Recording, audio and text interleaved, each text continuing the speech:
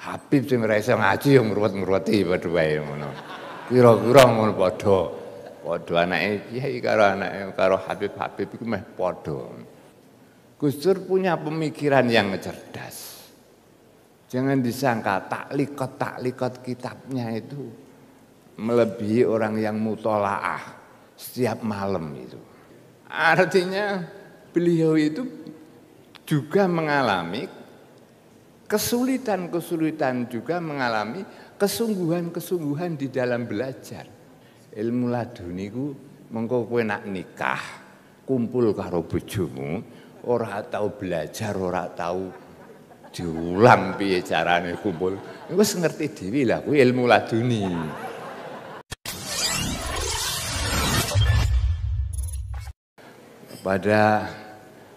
Terutama kepada pengurus besar Nahdlatul Ulama, Bapak Ki Haji Fahmi Akbar, pada DPD kita Gus Hilmi Muhammadi, yang saya kenal di sini ada Ki Gus Hasan, kemudian pimpinan UIN Sunan Kalijaga, yang kalau di UIN tetangga saya itu kalau ada kegiatan jam 9 sudah diusir oleh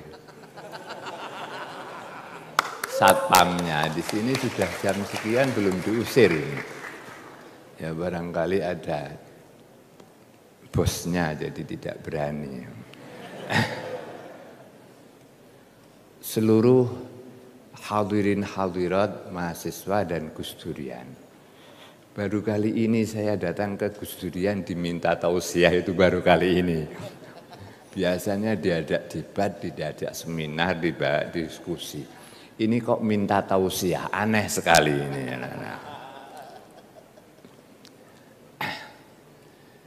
Ya memang demikian. Saya selalu menantang kepada Gus Durian. Kamu kok berani-berani menamakan diri sebagai Gus Durian? Apa sih yang mirip kamu dengan Gus Dur itu apa? Kok kamu sudah mengatakan Gus Durian? Kalau saya sebagai Syafi'i, maka sholat saya sebagaimana Imam Syafi'i, wudhu saya sebagai Imam Syafi'i, barangkali ibadah makhdhah saya sebagaimana Imam Syafi'i. Kalau kamu menamakan diri sebagai Gus Durian, apa kowe sing kaya Gus Dur iki apa gitu? Kira-kira apa? Apa dijipuk amit-amit beliau sebagai humorisnya? Apakah dijipuk diambil beliau sebagai orang yang egalitarian, sembarang ngono wae? Apa-apa nek ana daharan didahar doyan didahar ya apa? Apa ngono? Ya kadang-kadang demikian. Memang kita tidak harus persis bagaimana Gus Dur. Kita jadi Gus Dur 25% saja sudah untung. Bisa juga kita jadi Gus Dur 10%. Atau kita jadi Gus Dur 5%. Atau bahkan 1%. Tapi Gus Dur 1% ini, kalau jumlahnya menyebar ke seluruh pelosok bumi Indonesia, maka insya Allah daripada saat sekarang ini ada Gus Dur 100%, lebih baik Gus Durnya dibagi-bagi 2%, tapi menyebar ke seluruh antero Nusantara.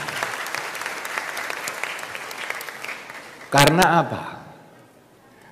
Karena kalau Gus Durnya 100%, musuh itu gampang menembak gitu. Gampang nembak.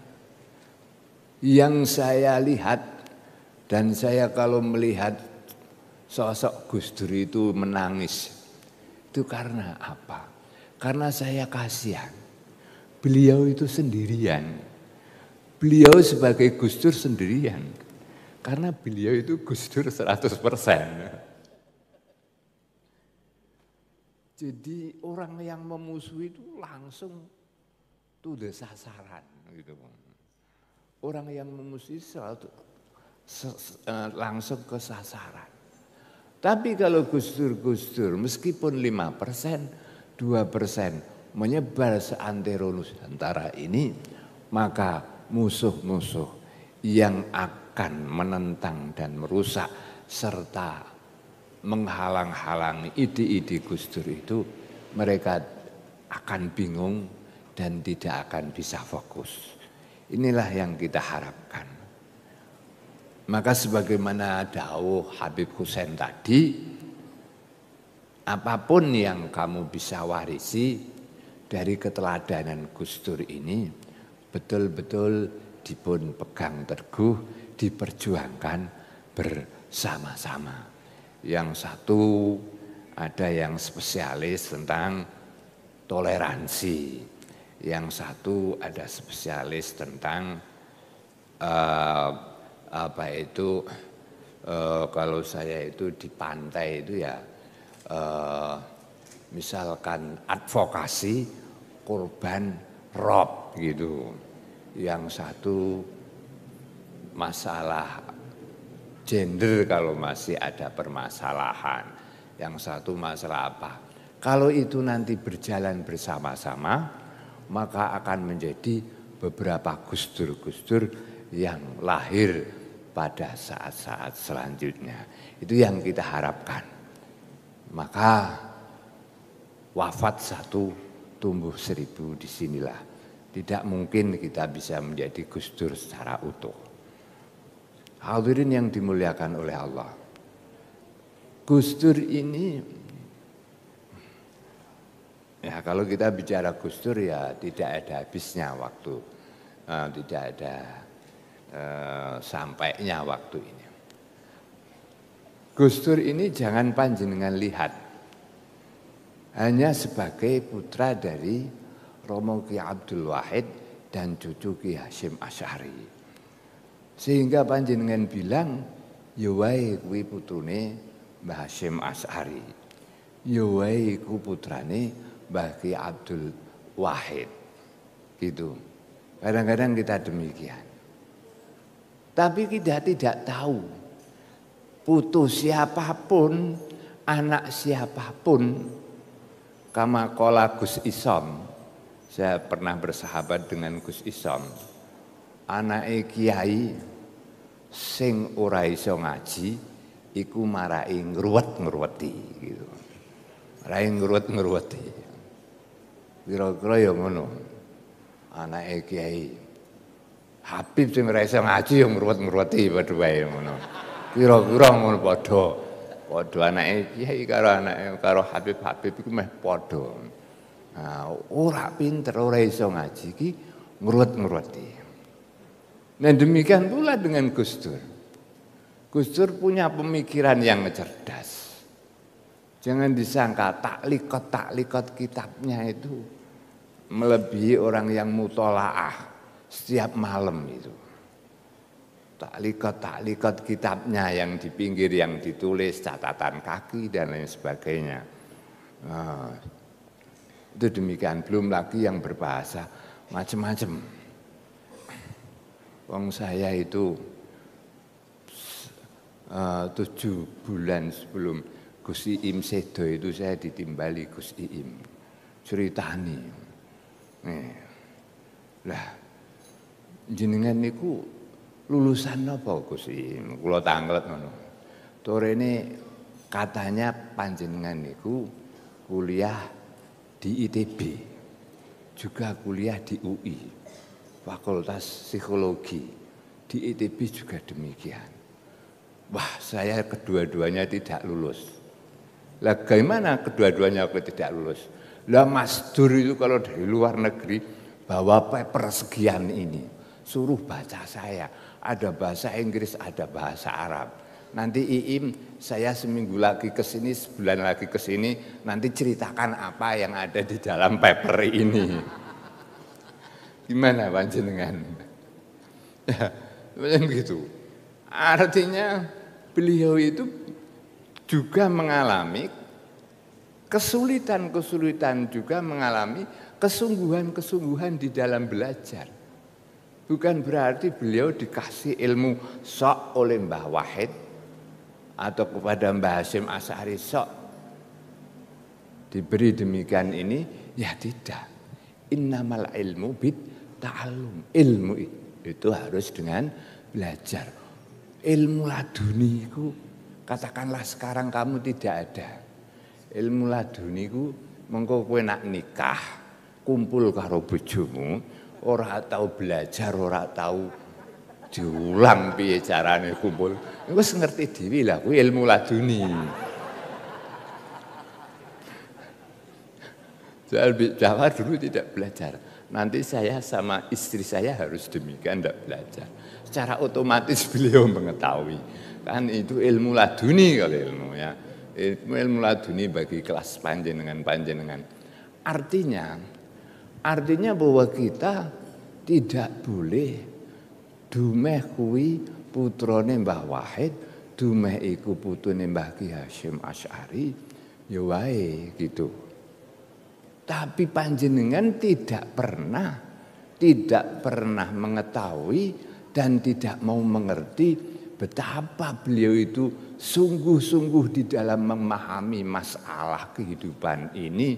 Betapa beliau itu kalau di dalam tradisi Nahdlatul Ulama betul-betul memahami teologi aswaja.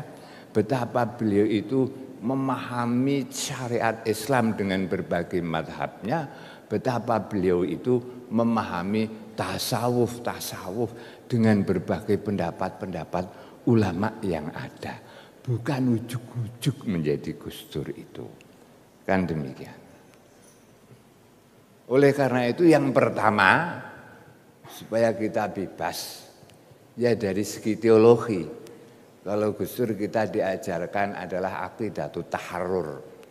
Saya pernah belajar aqidatut taharrur pada beliau meskipun dalam 2 pertemuan. Ya, aqidatut taharrur. Artinya apa? Artinya bahwa keimanan kita ini, keberagamaan kita ini adalah suatu pembebasan bagi kita. Bebas dari segala tekanan-tekanan, bebas dari segala kungkungan-kungkungan, bebas daripada kepentingan-kepentingan baik pribadi maupun kelompok. Kalau orang itu masih terjerat dengan kepentingan pribadi, apalagi kepentingan duniawiyah dan lain sebagainya, maka dia berarti belum berakidah secara merdeka. Artinya belum tahu bertauhid lah. Aqidat taharrur itu pada dasarnya tauhid. Dia membebaskan semuanya. Bahwa kepentingan saya adalah kepentingan spiritualitas. Kepentingan saya adalah hanya kepentingan kepada Allah Subhanahu wa taala dengan segala apa yang diperintahkan oleh Allah Subhanahu wa taala. Itu semestinya aqidatut taharrur yang dicanangkan oleh Gus Dur. Jadi bukan berarti kalau di kalangan pesantren panono sing anu Gus Dur iku jane Islam apa ora to ngono dan lain sebagainya. Saya punya suatu kiai cetake ya kena jenengane almarhum Abdul Wahid Zuhdi. Orangnya alim alamah, tasnifannya banyak, pondoknya besar. Dulu ketika beliau itu belum baiat masuk ke dalam dunia tarekat, 97, saya bareng-bareng ke Lombok. Pada waktu itu ada Munas Lombok. Saya nyetel kasetnya Gus Dur itu suruh untuk dimatikan di bis itu. Kon mateni. Ora di setel. Kaya ngono di setel gitu wah gitu. Gua lek era ngono. Tapi setelah beliau mencari guru tarekat dari ujung Banten sampai ujung Banyuwangi dan dia telah melaksanakan tarekat tersebut, Dia mengatakan, saya sudah teliti bahwa apapun yang dilakukan oleh Gus Dur semuanya itu sesuai dengan hukum fikih syariat yang saya pelajari. Ya kayak gitu. Jadi orang banyak yang pertama apalagi orang yang belajar saja masuk belajar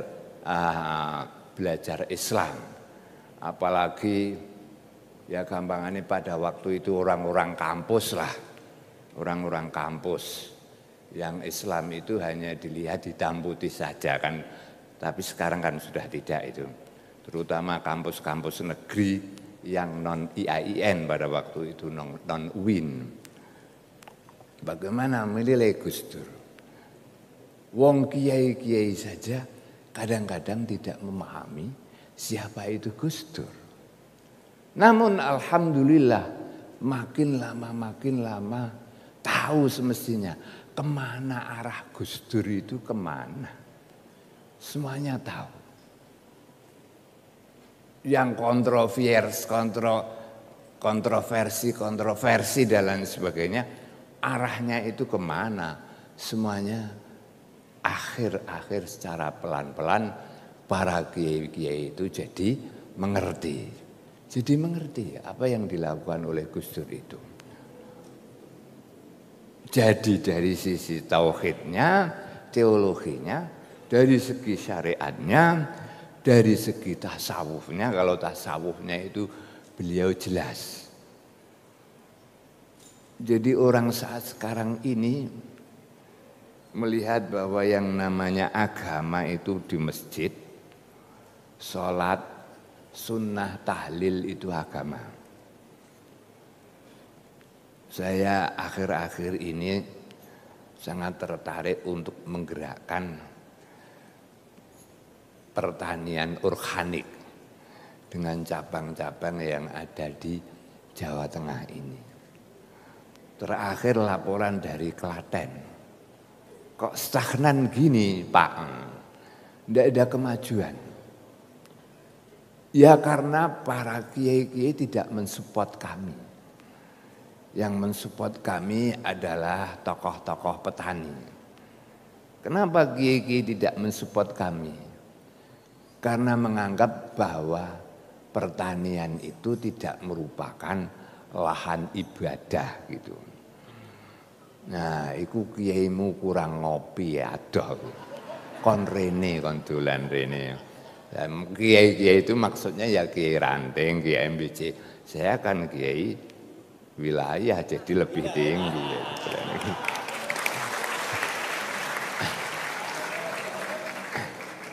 Nah semacam gitu. Jadi mereka lambat laun kita harus rajin untuk menjelaskan demikian ini. Apalagi dengan bagaimana kedekatan Gus Dur dengan tokoh-tokoh agama yang lain.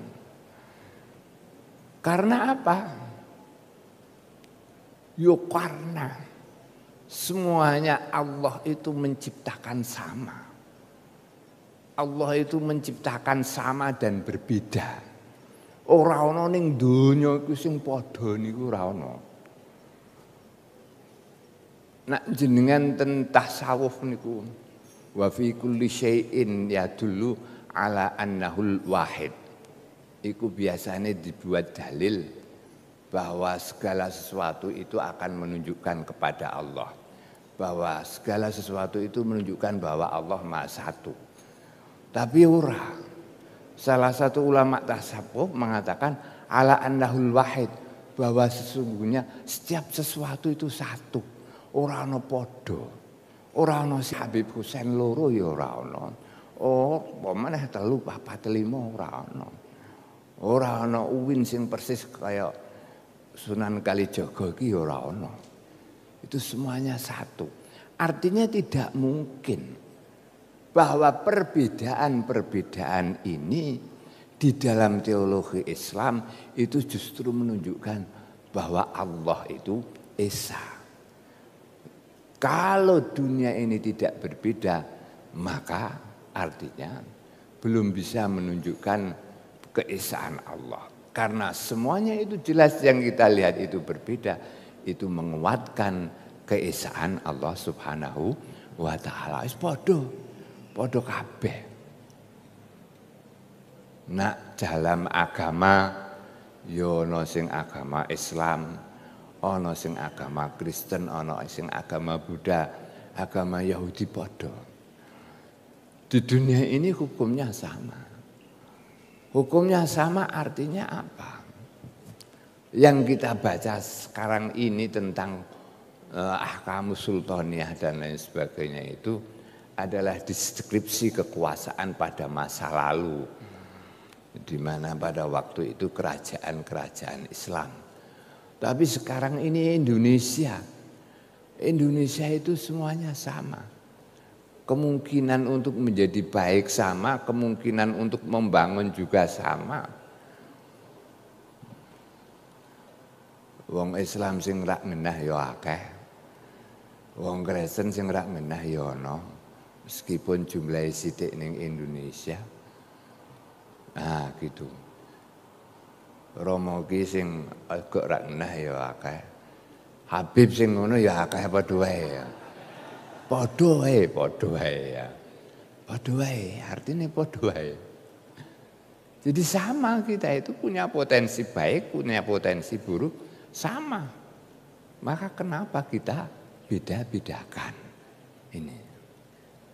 Nah, yang paling istimewa bagi beliau yang sulit kita tiru adalah tendensinya kepada Allah Subhanahu wa taala. Wabeh Gusti Allah. Kabeh Gusti Allah. Ngapain repot-repot? Itu dari mana? Gitu aja kok repot. Itu dari mana? Itu kalau saya lihat, kalau di lingkungan pesantren itu Gus Dur kan sering mengutip hikam dan lain sebagainya. Itu adalah ajaran tasawuf. Gitu aja kok repot. Wong wis ana sing ngurusi. Wingi pemilihan presiden itu udah bingung. Engko nak sing dadi iki piye, nak sing dadi iku piye. Kok repot-repot. Wong Gunung Merapi meletus ki wis ana sing ngurusi. Gusti Allah Subhanahu wa taala sing ngurusi. Gitu aja kok repot. Dadi kabeh wis diurusi karo Gusti Allah. Arih nafsaka. Nah, arih nafsaka. Nah niku. Enakkanlah dirimu. Fama qoma bi ghairuka la takum bi anta li nafsika. Nak sing wis ana sing ngurusi, kowe ora usah melu ngurusi. Nak kowe masalah kerukunan sudah kamu urusi, sudah kamu gembar-gemborkan. Demokrasi sudah kamu usahakan. Kebenaran sudah kamu tegakkan. Konstitusi sudah kamu berjuangkan. Dini kalah apa menang iku urusane Gusti Allah. Oleh karena itu beliau keluar dari istana tanpa beban sama sekali. Yang penting saya sudah berjuang. Hasil tidak itu adalah urusan Allah Subhanahu wa taala. Sopo sing iso kaya ngene iki? Aja Anda bisa bilang di dalam kata-kata panjenengan. Tapi panjenengan dicoba dengan kegagalan sedikit saja. Cuman karena tidak bisa ketemu dosen pembimbing gitu sehingga skripsinya terlambat, susah ra karuang genai. Ah gitu. Itu. Jadi yang penting kita usaha. Yang penting kita usahain. Ini karena keyakinan beliau tentang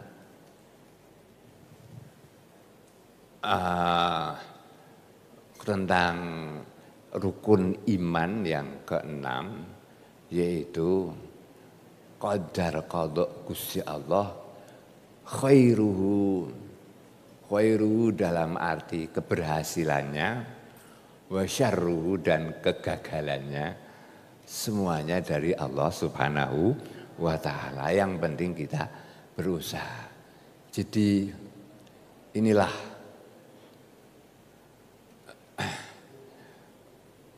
kesempurnaan. Jadi saya tidak akan mengatakan arah insanul kamil itu di sini. Arah insanul kamil, manusia yang sempurna. Beliau yang setiap tingkah lakunya didasari dengan landasan teologi, juga landasan syar'i, juga landasan ihsani. Nah ini yang kita temukan yang fenomenal di Indonesia ini selama ini adalah Kiai Haji Abdurrahman Wahid Al-Maghfurlah. Ini yang kita rasakan berada di sini. Kalau kita kadang-kadang tauhid tok, kafir, mukmin gitu. Kadang-kadang syariat tok, muslim, non muslim gitu. Tapi beliau ketiga-tiganya dari sisi tauhid, dari segi syariat, dari sisi tasawufnya yang sulit menggabungkan itu berada di sini. Nah kalau kamu sudah berada di tiga area ini, maka kamu sudah menjadi secara utuh melaksanakan hadisnya malaikat Jibril, mal imanu wa mal islamu wa mal ihsan. Kita ihsan, apalagi wong syariat itu kayak demikian. Ya kalau panjenengan tanya tentang syariat, kalau Gus Dur ya syariat aja kok pahami kaya dene syariate wong kampus-kampus ngono. Selama ini saya masih trauma dengan Islam kampus itu. Karena saya tidak begitu mengenal UIN. Yang saya kenal itu kampus-kampus umum karena tidak begitu mengenal. Mungkin kalau dikenal UIN sejak dulu saya menjadi orang damai. Yang saya kenal itu kampus-kampus umum, kampus-kampus liberal. Jadi Islamnya itu ya Islam kayak demikian. Jadi bukan yang itu, tapi Islam yang rahmatan lil alamin, sebagaimana yang diajarkan kepada Kanjeng Rasul Muhammad oleh Kanjeng Rasul Muhammad sallallahu alaihi wasallam kepada kita semua. Saya kira sekian karena sudah jam 11 nanti kalau di oyai kalau satpam malah ora enak.